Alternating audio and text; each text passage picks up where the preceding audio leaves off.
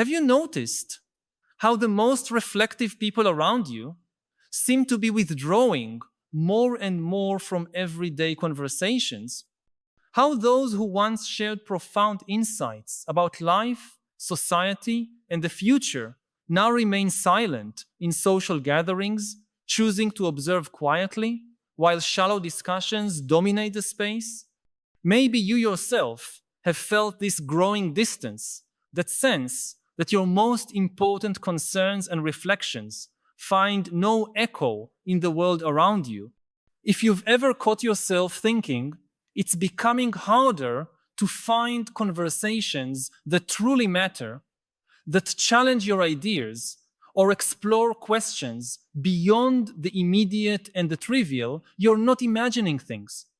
What you're observing is a very real and revealing phenomenon of our time, the increasing isolation of those who think deeply about the human condition and the direction we're taking as a species. This distancing is not a coincidence, nor is it the result of some misunderstood intellectual superiority. It's a direct symptom of the fundamental transformations our society is undergoing in this unique historical moment. For the first time in human history, we live in a world where the pace of technological change surpasses our collective capacity for reflection, and where the algorithms that govern our access to information favor immediacy, emotionality, and polarization over complexity, nuance, and contemplation. The sages of our time are not withdrawing by personal choice, but because the cultural environment we've created has rendered their voices increasingly inaudible amidst the deafening noise of digital modernity. To grasp the depth of this transformation, we need to look at how knowledge and wisdom have traditionally been cultivated and transmitted throughout human history. For millennia, in cultures as diverse as ancient Greece, imperial China, the medieval Islamic world, and indigenous American traditions, there were specific social spaces dedicated to contemplation and deep dialogue. The Greek agora wasn't just a place for commerce, but a hub of philosophical debate where citizens gathered to explore fundamental questions about justice, truth, and virtue. Medieval monasteries preserved and developed knowledge through centuries of political turbulence. Japanese tea houses created elaborate rituals that forced participants to slow down and reflect. Native American talking circles established protocols to ensure every voice was heard and considered with due care. In all these historical contexts, there was an implicit recognition that wisdom does not emerge spontaneously. It requires time, silence, contemplation, and crucially, a social environment that values and protects these processes. The sages of those times were not isolated figures, but integrated members of communities that understood the value of their insights and created structures to nurture and share their wisdom.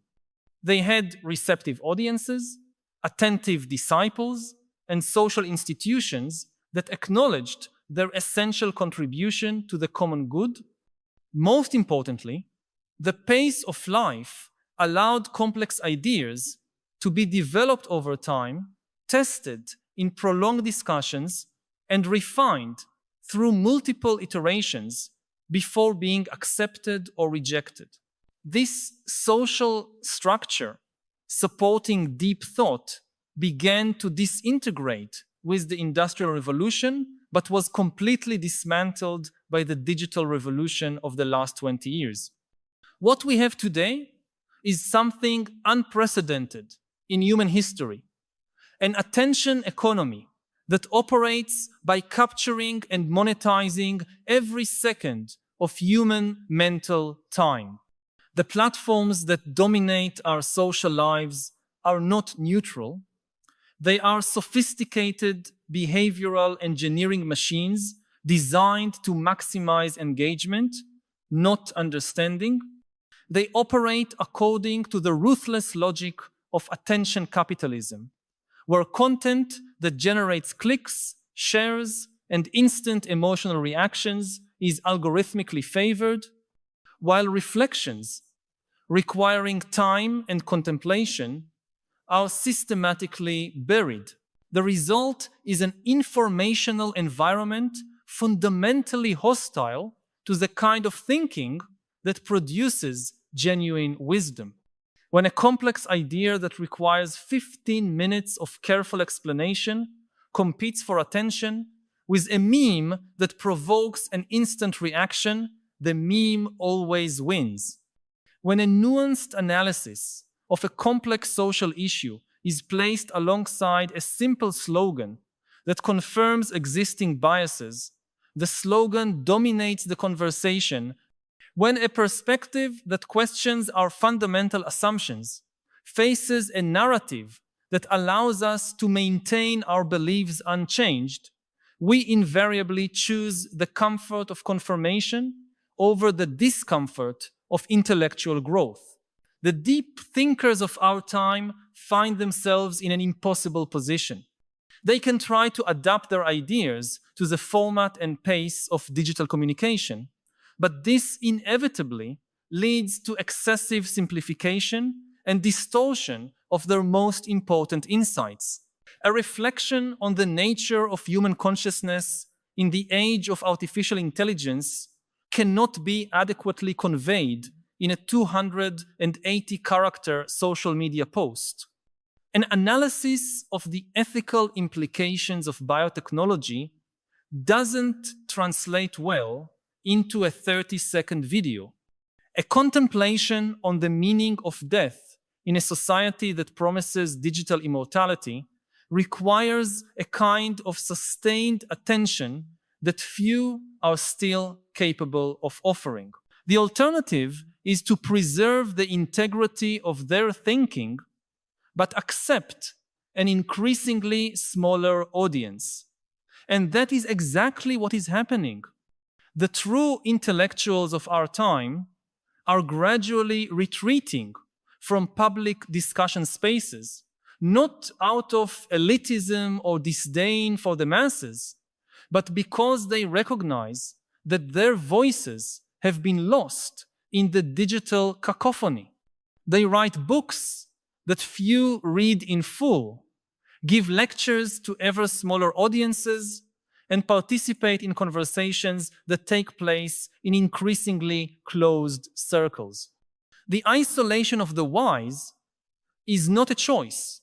It is a rational response to an environment that has made their participation both useless and impossible. This phenomenon has consequences far beyond the personal frustration of the thinkers involved.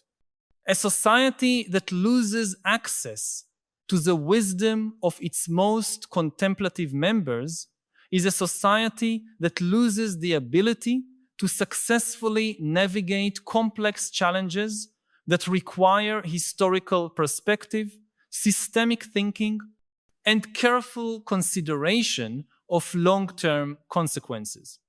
We are seeing the results of this in our collective inability to adequately respond to crises like climate change, growing inequality, political polarization, and the existential risks of artificial intelligence. All of these problems require exactly the kind of deep, long-term thinking that our attention economy systematically discourages. The irony is that we've never had such extensive technical access to accumulated human wisdom. Anyone with an internet connection can instantly access philosophical, scientific, and literary texts that represent the best of human thought across millennia.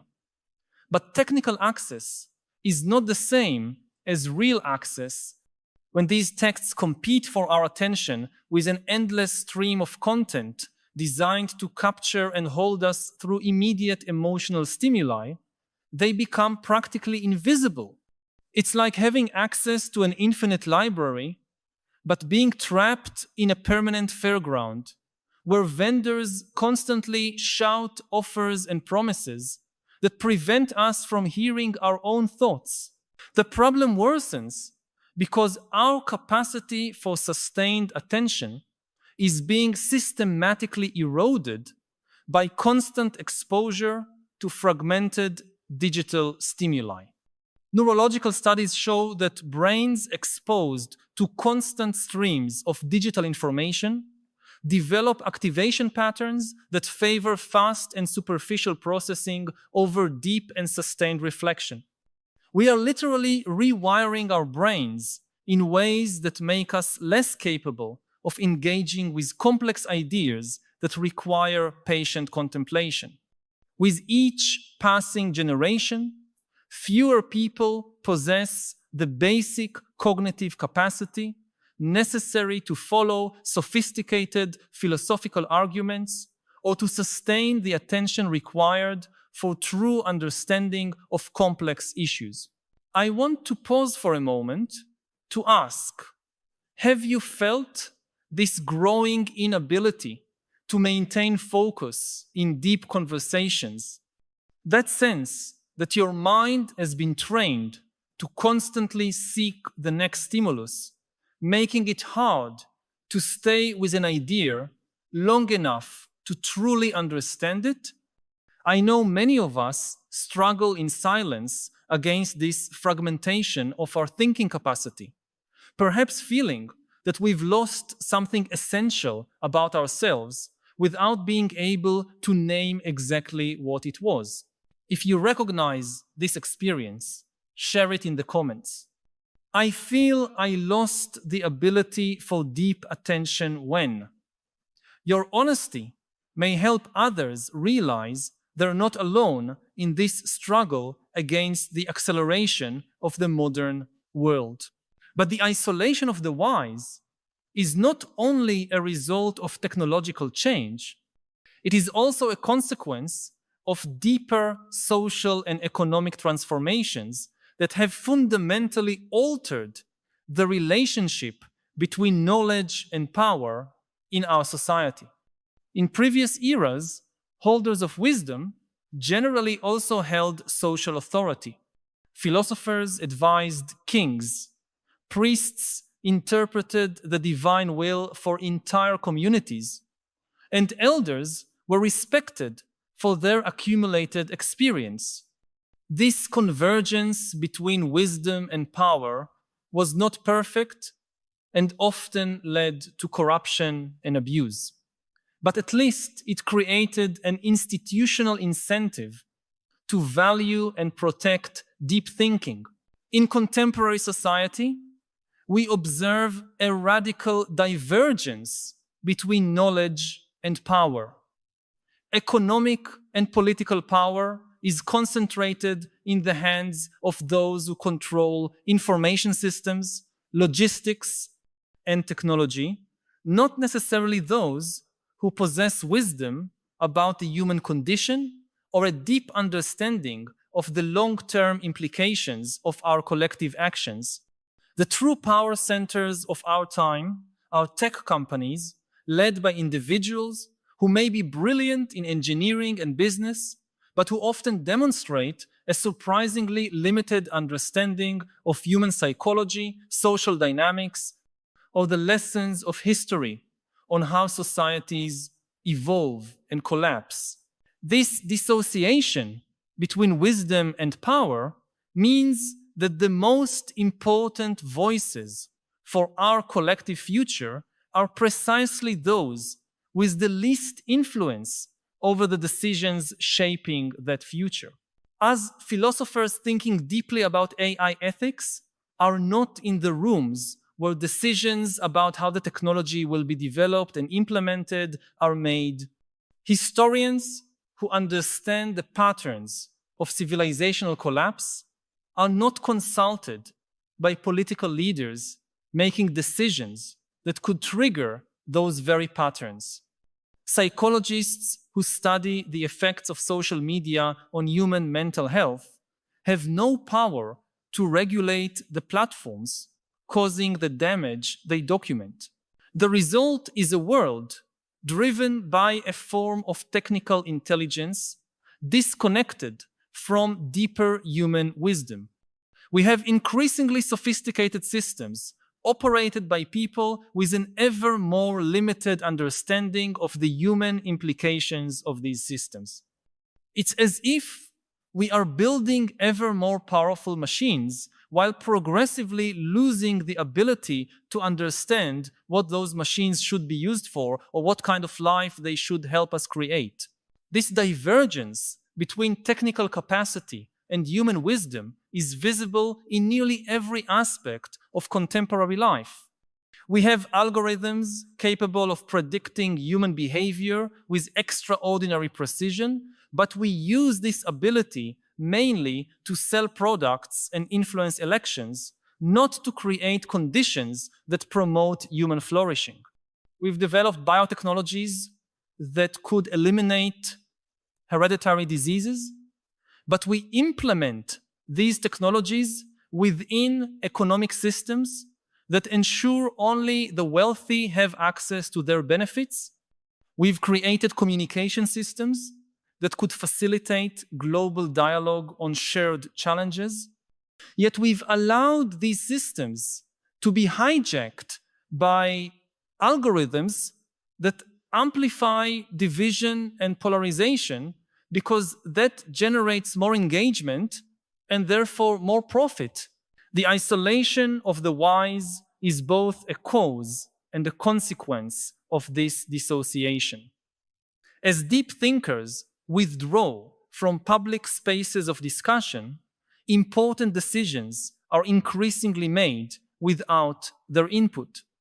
And as those decisions create a world increasingly hostile to deep thought, more wise individuals retreat, creating a vicious cycle that accelerates our collective drift toward a future guided by technical intelligence, disconnected from human wisdom.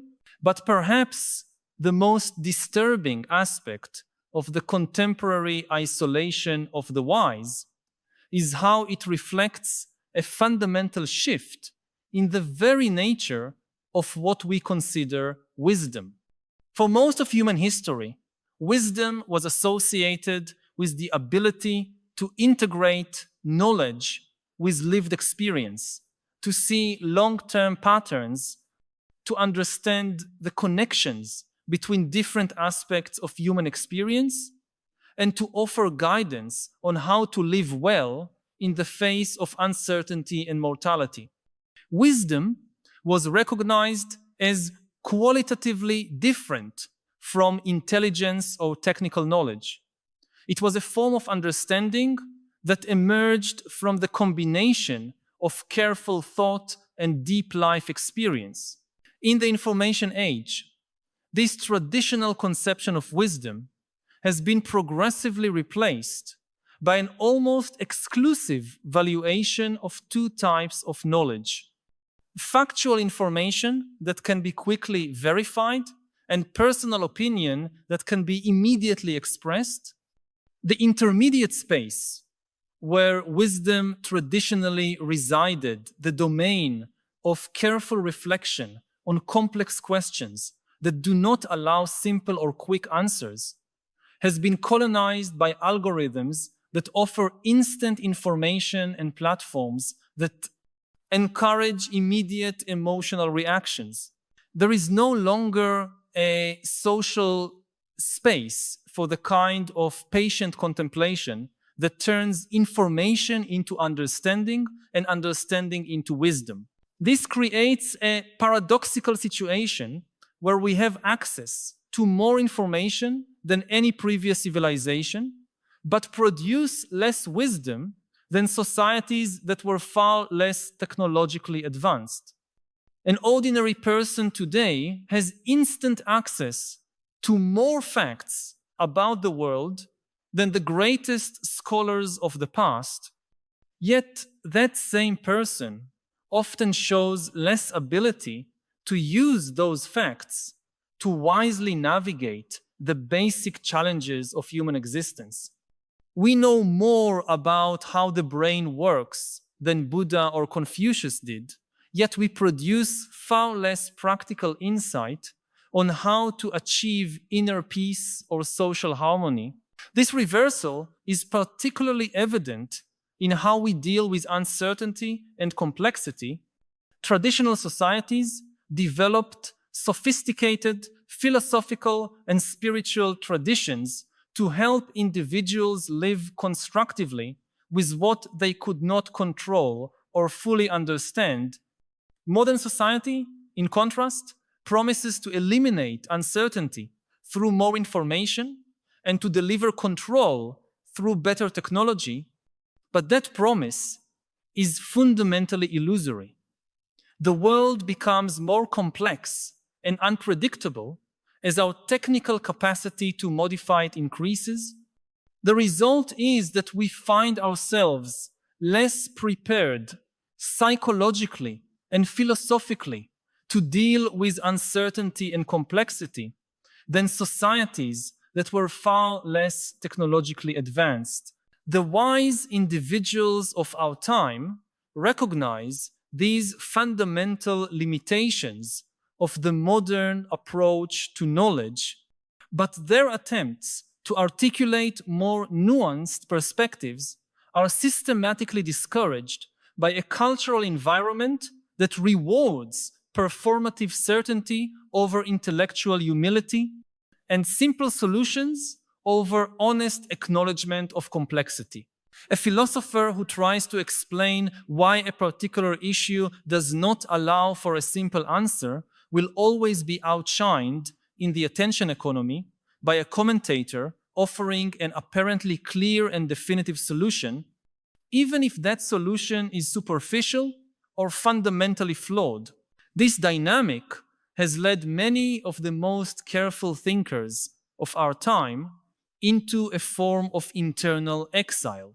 They continue to work, research, and reflect, but increasingly do so in isolation or in small communities of other thinkers who share their frustration with the state of public discourse. They write for specialized audiences, attend academic conferences the general public never hears about, and have deep conversations only with other members of an intellectual class, increasingly disconnected from broader society. This growing separation between deep thinkers and the rest of society is not just a loss for the intellectuals themselves. It is a catastrophic loss for all of humanity. At a moment in history when we face unprecedented challenges that require collective wisdom to navigate, we are systematically marginalizing those members of our species most capable of offering that wisdom. It's as if we are entering a perfect navigational storm while choosing to ignore our most experienced navigators in favor of GPS systems that may fail at the exact moment we need them most. The question this raises is profoundly disturbing.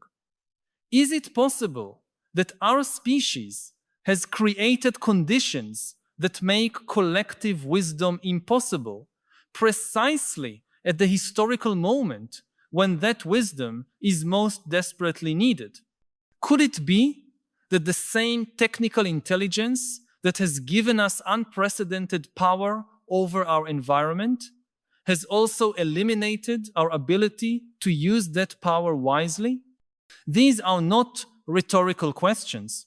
They are urgent, practical problems whose answers will determine whether we can create a future worth living in or whether we are heading towards some form of civilizational collapse. But recognizing the reality of the isolation of the wise does not mean accepting this situation as inevitable or permanent.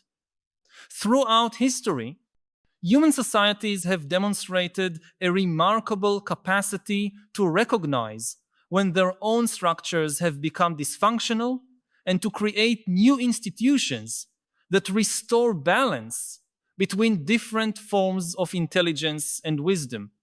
The problem we face today is that we are trying to navigate these transformations using the very systems of thought that created the problem in the first place. We cannot solve the isolation of the wise using more attention technology or more digital platforms. We need fundamental changes in how we organize our time, our attention, and our collective priorities. Some of these changes are already beginning to emerge on the margins of our society. Small communities are experimenting with ways of life that prioritize contemplation over consumption, depth over speed, and quality of attention over quantity of information. There are growing movements dedicated to the practice of slow thinking, digital Sabbaths, and other forms of cultural resistance to the constant acceleration of modern life. Some entrepreneurs are creating physical and digital spaces specifically designed to facilitate deep conversation and sustained thinking. Educators are developing curricula that teach contemplation and reflection as basic skills as important as literacy and numeracy. These initiatives are still small and fragmented, but they represent signs of a potential broader shift in cultural consciousness about the value of wisdom and the need to protect the conditions that allow it to develop. The growth of long-form podcasts, renewed interest in ancient philosophy, the mindfulness movement, and the rising popularity of contemplative practices in secular contexts suggest that many people intuitively feel that something essential was lost in the transition to digital modernity and are seeking ways to recover it.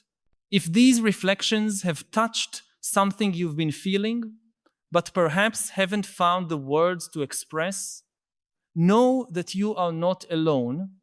By subscribing to the channel, you'll connect with a growing community of people who share your concerns and your desire for a deeper understanding of the philosophical challenges of our time. Each week, we meet here to explore together the great questions that define our era and to seek not only understanding, but also wiser ways of living amidst the transformations we are witnessing. This is not just a channel, but a space for dialogue and collective growth. Join us on this ongoing journey.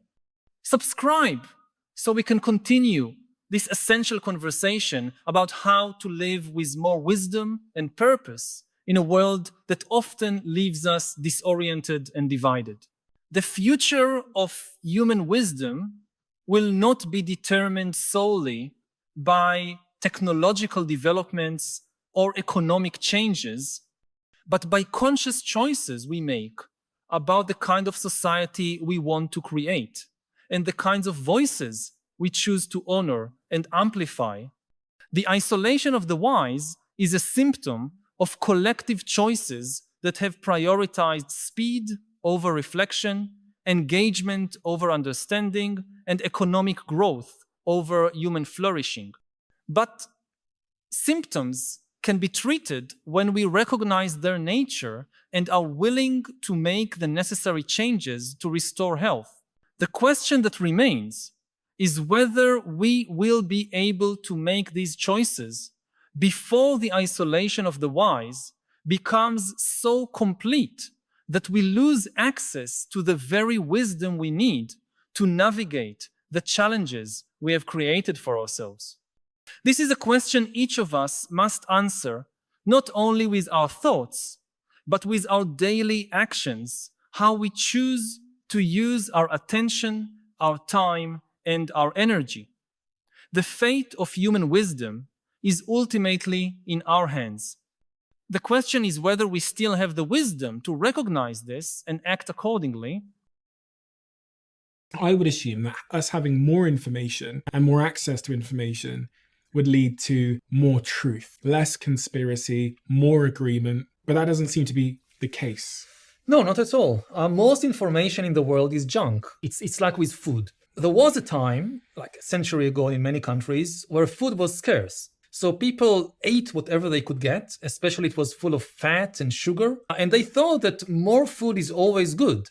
Like if you ask your great-grandmother, she would tell, yes, more food is always good.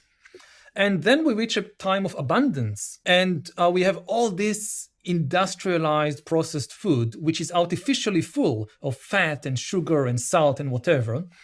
And it's obviously bad for us. The idea that more food is always good, no. And definitely not all this junk food. And the same thing has happened with information. Darwin is the kind of prophet of sexual liberation. If I think about the liberation of gay people, of LGBTQ people, then if you dig underneath, you eventually find Darwin. For centuries upon centuries, gay people were persecuted and oppressed because of this mythological idea about sex, that sex was created by God for the purpose of procreation. And if you use sex for anything else, you're sinning against the purpose of the thing, so you must be punished. And then Darwin came, and Darwin said, in biology, there are no purposes. Nothing has any purpose in biology. In biology, there are only causes. The thing is that this is just, extremely primitive AIs. The algorithms, the AIs that manage the social media platforms, they are just the first generation. We haven't seen anything yet. In 10 or 20 years, we will have far more powerful AIs, and we need to start thinking very seriously, how do we manage that? Again, understanding that these are not tools in our hands, these are agents that can make decisions that we can't anticipate, that can invent new ideas from new texts to new financial devices that really go beyond the human imagination.